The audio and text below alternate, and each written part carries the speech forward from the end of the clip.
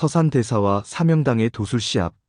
서산대사를 일명 휴정이라고도 하는데 자는 현응이요 호는 청어자로 속세에서의 성은 최씨였다. 그의 제자인 사명대사. 사명당은 일명 송은유정이며 자는 이환이요 속세의 성은 임씨로 시호는 자통홍 제존자였다. 두 사람은 고승으로 유명하지만 사제지간으로도 더욱 유명하여 많은 일화가 남아있다. 어느 날 사명당이 스승인 서산대사와 도수를 시험해보기 위해서 남루한 옷차림으로 묘양산을 내려오는데 동해 번쩍 서해 번쩍 신출귀몰한 축지법을 써서 평안도를 거쳐 황해도 경기도를 지나 눈 깜짝할 사이에 강원도에 이르렀다. 전번에는 자신의 수도장인 묘양산에 서산대사가 왔을 때 선녀들이 날라다 준 밥을 먹는다고 자랑하며 자신의 도수를 은근히 발휘해 보려고 했는데 그날따라 선녀가 밥을 가져오지 않아서 하루 종일 기다리다가 망신만 샀는데 서산대사가 떠나면서 내가 가고 얼마 지나지 않으면 밥을 먹게 될 것이다 하고 해서 허실 삼아 기다렸더니 아닌 게 아니라 선녀들이 밥을 가지고 왔다. 그리고서 사명당에게 이르기를 제 시간에 가져오려고 했지만 천상식관에게 늦어도 괜찮다는 서산대사의 말씀에 따라 이제 왔소이다. 고 하는 것이었다. 사명당은 그 일이 있고 나서 자신의 도술이 서산대사에 못 미친다는 것을 알고 그 후부터 더욱 분발하여 도술을 연마해 이제는 서산대사와 견주어 볼 수 있다는 자신만만한 생각에 잠겨 있었다.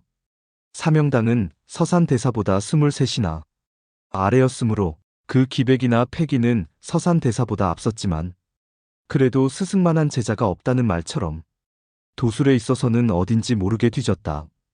그렇다고 사명당이 결코 도술을 할 줄 모르는 것은 아니었지만 스승인 서산대사보다는 못했다. 사명당이 한참 도술을 걸어 동서남북을 종횡무진하고 다닐 무렵 세상에는 심심치 않는 소문이 구구했다. 그 중에서도 서산대사와 사명당이 기상천외한 도술에 있어서 서산대사가 낫다느니 사명당이 낫다느니 소문마저 우열을 가리지 못할 지경으로 두 사람의 도술이 막상막하임을 실감케 했으나 시간이 흐를수록 서산대사가 사명당보다 한수이라는 세론이 지배적이었다. 사명당은 자신이 서산대사만 못하다는 세상 사람들의 말을 들을 때마다 더 좀 잘해야겠다는 굳은 결심을 하면서도 뭔가 석연치 않았지만 측근에 있는 여러 스님들로부터 서산대사보다는 오히려 사명당이 훨씬 나을 것이란 말이 들려오기도 해 사명당은 마음속으로 길고 짧은 것은 대봐야지. 그러면서도 서산대사의 그 신출귀몰하고 신비 속에 쌓인 비법을 인정할 터라 다소 위축감도 없지 않았다.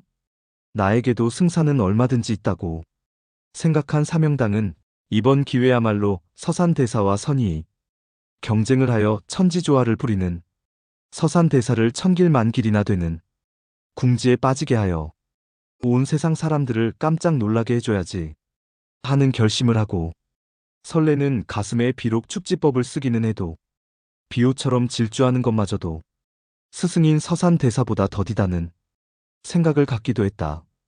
그러나 어느덧 서산대사가 수도하고 있는 금강산의 깊은 골짜기에 위치한 장안사에 도착했다.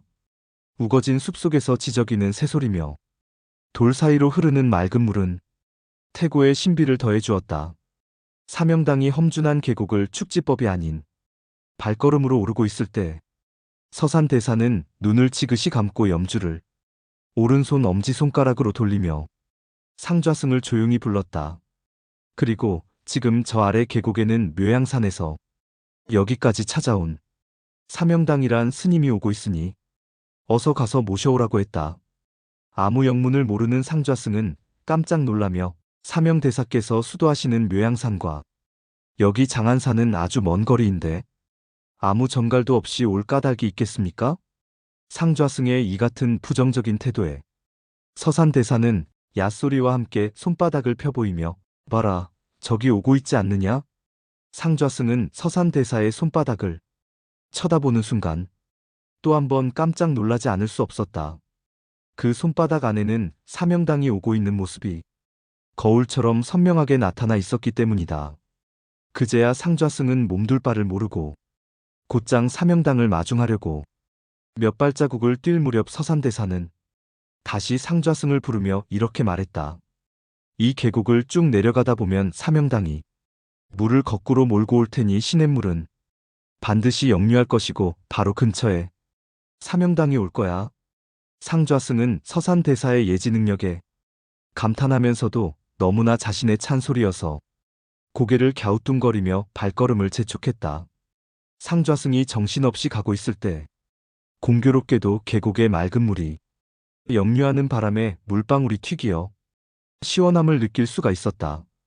마침내 산모퉁이를 돌아갈 무렵 사명당이 오고 있음이 눈에 띄었다. 상좌승은 사명당 앞으로 다가가 스님께서는 정령 사명대사이시지요? 사명당은 아차하는 생각이 들었다.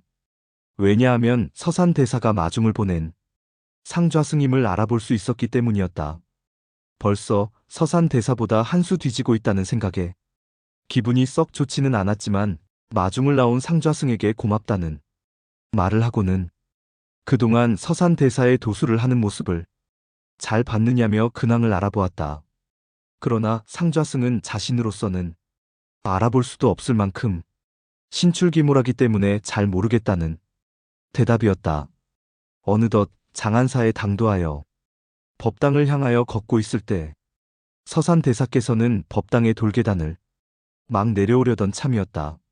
사명당은 인사에 앞서 공중에 날아가는 새 한 마리를 휙 하는 소리와 함께 생포하여 주먹 안에 넣고서 서산대사에게 대사님, 소승이 쥐고 있는 이 참새가 죽었을까요? 아니면 살아있을까요? 하고 첫 질문을 가볍게 던지자 서산대사는 껄껄 웃으면서 손안에 쥐고 있는 새이므로 그 새의 생사는 오직 사명당에게 달려있을 뿐이요. 왜냐하면 내가 죽었다고 할 경우에는 그 새를 그대로 날려보낼 것이고 살았다고 하면 손을 꼭 쥐어 살생도 불사할 테니 말이오. 서산대사의 이와 같은 말에 사명당은 주먹 안에 있던 새를 휙 하고 허공에 날려버렸다. 그런데 이젠 서산대사가 내려오던 돌계단을 다시 올라 법당에서 향을 피워놓고 문턱을 넘어서면서 사명당에게 여보시오 대사, 내가 지금 한 발을 법당 안에 또 한 발은 법당 밖에 있는데 과연 어떡하겠소? 내가 밖으로 나갈 상이요? 아니면 법당 안으로 들어갈 상이요? 하고 애매모호한 질문을 던졌다. 이를테면 방금 사명당의 새에 관한 질문과 같은 것이었다. 사명대사가 틀림없이 내가 밖으로 나올 거라고 이야기하면 안으로 들어갈 것이고 들어갈 것이라고 하면 밖으로 나올 거라 고 생각했다. 한참을 생각에만 잠겨있자 서산대사가 사명당에게 대사 무엇하시오? 답을 내려야 할 게 아니오? 하고 독촉을 하자 사명당은 내가 멀리서 왔으니 법당으로 들어가 연부를 하는 것보다는 나와서 손님 대접을 할 거란 생각에 예, 대사님. 지금 법당 밖으로 나오시려고 하지 않습니까? 하고 답을 던졌다. 그 말을 해놓고도 서산대사가 아니요. 나는 법당에 볼 일이 있어 다시 들어갈 겁니다. 한다면 큰 낭패라고 생각했다. 그러나 서산대사는 역시 스승답게 그렇소. 대사가 묘양산에서 예까지 오셨는데 당연히 손님 대접을 하기 위해서 나가야지요. 하고는 돌계단을 내려왔다. 사명당은 서산대사의 그 같은 너그러운 마음에 고마운 생각을 가지면서 서산대사와 정중한 예의를 나눈 뒤 자신이 묘양산에서 이곳까지 오게 된 연유를 설명하고 정식으로 도수를 겨루어 볼 것을 제의했다. 서산대사 역시 풍문에 사명당의 도술이 비범하다는 것을 아는 터라 쾌히 승낙을 했다. 그리고 먼저 사명당의 도술을 발휘해 보라고 하자 사명당은 일기당천한 모습으로 지고 온 바랑에서 바늘이 가득 담겨 있는 그릇 하나를 꺼내 방바닥에 놓고는 한참 동안 무언응시하였다. 그런데 그릇에 담겨 있던 바늘이 보기도 좋은 흰 국수로 변하는 것이었다. 사명당은 보란듯 국수를 먹으며 서산대사에게 사부님 시장하실 텐데 좀 들어보시죠. 사명당의 언행은 좀 경솔한 데가 있었으나 서산대사는 아무 말을 하지 않고 있다가 사명당이 남겨놓은 국수를 맛있게 먹어치웠다. 그리고는 맛있게 잘 먹었습니다. 묘양산에서 이곳까지 국수를 가지고 오시다니 참으로 잘 먹었습니다. 모두가 사명대사의 덕이지요. 이 말을 들은 사명당은 자신의 도술이 일단 성공적이라 생각하고는 서산대사에게 대사님, 바늘이 국수가 되었으니 속이 거북하지는 않으신지요? 듣고만 있던 서산대사는 글쎄요, 그러면 사명대사께서 이미 뱃속에 들어있는 국수를 다시 바늘로 변화시킬 수는 없는지요? 그러자 사명당은 이미 봄이 지나 가을이 된 것과 같은 이치가 아니겠습니까? 그러니 국수가 바늘로 될 리가 있겠습니까? 결국 사명당의 이 같은 말은 바늘이 국수는 될 수 있어도 국수가 바늘로 될 수는 없다는 의미였다. 그러나 서산대사의 입에서는 아까 먹었던 국수가 반짝거리는 바늘로 변하여 그릇에 하나하나 차오르고 있었다. 당황한 사명당은 이 시합에서는 소승이 졌습니다. 라고 항복했다. 그리고는 이번이야말로 견주어 볼 만하다며 바랑에서 계란 100여 개를 꺼내더니 보통 사람은 하나도 세우지 못하는데 100여 개를 일직선으로 쌓아 올렸다. 그러다 보니 쌓아 올린 계란 높이는 얼마나 높은지 수척에 다 달아 바람만 조금 불어도 허물어져 금방이라도 박살이 날 것 같았다. 사명당은 자신만만한 태도로 서산대사에게 자, 이젠 대사님 차례입니다. 라고 은근히 독촉을 했다. 보고만 있던 서산대사는 사명당과는 정반대로 허공에서부터 거꾸로 계란을 쌓아 올리기도 힘드는데 허공에 그것도 거꾸로 쌓아 내려오다니 계란을 다 쌓아 내려온 서산대사는 일직선으로 된 계란을 공중에 매달린 상태에서 몇 차례 회전을 시킨 다음 큰 지팡이로 만들어 사명당에게 대사 여기 있습니다. 지팡이가 낡은 것 같으니 이것을 짚고 다니시지요. 하고 사명당 무릎 앞에 정중히 놓았다. 초조해진 사명당은 이번에야말로 최후의 비장술로 서산대사를 깜짝 놀라게 해야지 하며 마음을 굳게 먹은 사명당은 초조하고 당황한 마음에서 합장을 하여 다시 회생시키고는 하늘을 바라보며 입을 달싹거리면서 주문을 외우기 시작했다. 그러자 시커먼 먹구름이 금방 장안사의 창공을 덮어 씌우며 어두워졌다. 그런가 하면 바른 손을 으앗 하는 소리와 함께 허공에 거꾸로 짚은 채로 동동 떠 있었다. 그리고는 미친 듯이 고함을 치며 주문을 외우자 천둥이 치기 시작하고 장대 같은 폭우가 쏟아져 금방이라도 온 세상이 물바다가 될 듯한 기세였다. 사명당의 위세는 당당하다 못해 광기마저 서린 듯한 느낌을 주었다. 온 세상을 꿀꺽 삼켜버릴 듯한 사명당의 도술은 서산대사까지도 깜짝 놀라게 했다. 사명당이 도술을 풀고 원점으로 돌아오자 모든 것은 평온해졌다. 이마에 땀이 송글송글 맺혀있는 사명당에게 서산대사는 참으로 대사는 말 듣던 대로 도술이 대단합니다. 라고 칭찬을 해주었다. 그러자 사명당은 이만하면 감히 누가 내 도술을 따라올 수 있으랴는 생각에 헛기침을 하며 별것도 아닌 것처럼 대사님도 겨우 이걸 가지고 뭘 칭찬까지 하고는 태연한 척했다.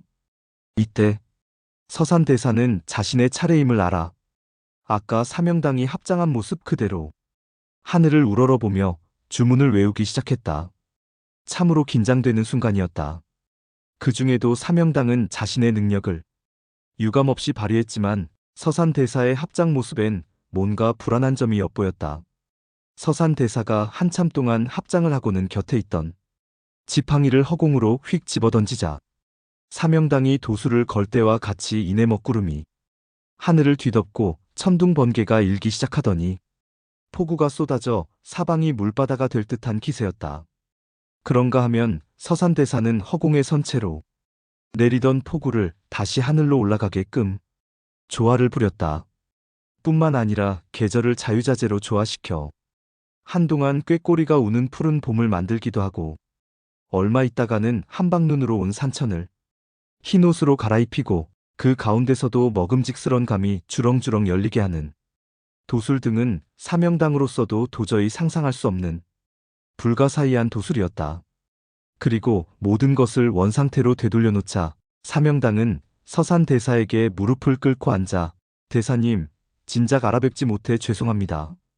이제부터는 어떤 일이 있어도 대사님을 진정한 스승으로 모시겠습니다. 우매한 소승을 용서하십시오. 라고 간청을 하자 서산 대사는 꿇어앉아 있는 사명당의 손을 잡고 대사 일어나시지요. 하면서 사제지간의 정을 더욱 돈독하게 하였다.